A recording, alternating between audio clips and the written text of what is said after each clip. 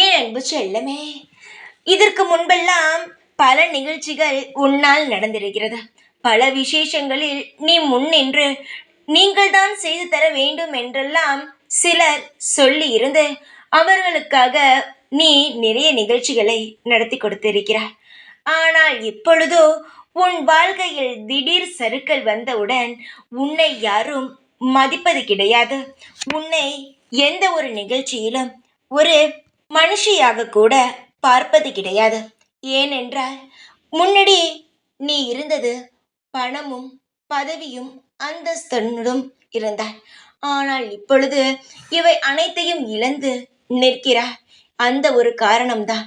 இப்பொழுது பணம் இருந்தாலும் அந்தஸ்து இருந்தாலும் தான் மதிக்கிறார்களே தவிர எதையும் பார்த்து உன்னை அவர்கள் மனசை பார்த்து யாருமே எந்த ஒரு விஷயத்தையும் பேசுவது கிடையாதா? என்னுடைய தங்கமே, உன்னுடைய வாழ்க்கையில் இப்படிப்பட்ட நிகழ்வுகள் எல்லாம் உன் மனதை மிகவும் காயப்படுத்தி உன் மனதை அடுத்த கட்டத்திற்கு நகர விடாமல் அடக்கி உட்கார வைத்து விட்டதா? நீயோ எவ்வளவோ விஷயங்களிலிருந்து மீண்டு வந்து விட்டாய்.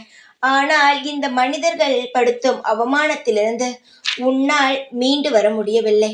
ஏனென்றால் தினம்தோறும் ஏதோ ஒரு அவமானங்கள், ஏதோ ஒரு மன கஷ்டங்களை தந்து கொண்டு தான் இருக்கிறார்கள். எனக்கு புரிகிறது. ஆனால் நீ போனதையோ இல்லை இவர்கள் பேசுவதையோ நினைத்து கொண்டே இருந்தால் உன் வாழ்க்கையில் நீ முன்னேற முடியாது. வாழ்க்கையில் மிகப்பெரிய சிக்கல்களுக்குள் நீ மாட்டிக்கொண்டு இருக்கிறாய். அந்த சிக்கலிலிருந்து நீ மீண்டு வர வேண்டும் என்று நினைத்தால் இவை அனைத்தையும் மறந்து உனக்கான வாழ்க்கையை நீ புதிதாக துவங்க வேண்டும். உன்னை விட்டு போனதையோ உன்னிடம் திருப்பி வருவதையோ நினைக்காதே. திரும்பி வரும் வரும் என்று நினைக்கும் பொழுது அதற்கான கவலைகளும் அதிகமாக ஆகிவிடும். எப்படி சொல்கிறேன் தெரியுமா? அது வந்தால் நாம் அதை கெட்டியமாக பிடித்து கொள்ள வேண்டும், பத்திரமாக பார்த்து கொள்ள வேண்டும் என்று அது வருவதற்கு முன்பே நீ யோசிக்கிறாய்.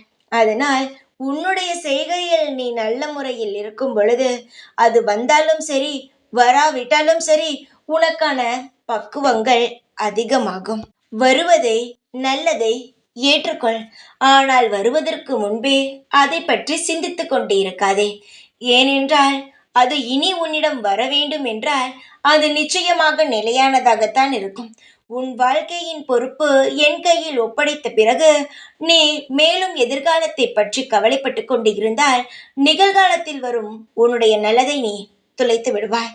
நீ சந்தோஷமாக இருக்க வேண்டும் என்று நினைக்கும் குழந்தையாக இருந்தால் எதிர்காலத்தையோ நிகழ்காலத்தையோ முடிந்து போன காலத்தையோ நீ நினைத்து கொண்டே இருக்கும் பொழுது குழப்பங்களும் கஷ்டங்களும் நடந்ததுகளும் அனைத்தும் ஒன்றாக சூழ்ந்து உன் வாழ்க்கையில் மேலும் பெரிய மனபாரத்தை தான் உருவாக்கும். நீ சந்தோஷமாக இருக்க வேண்டும்.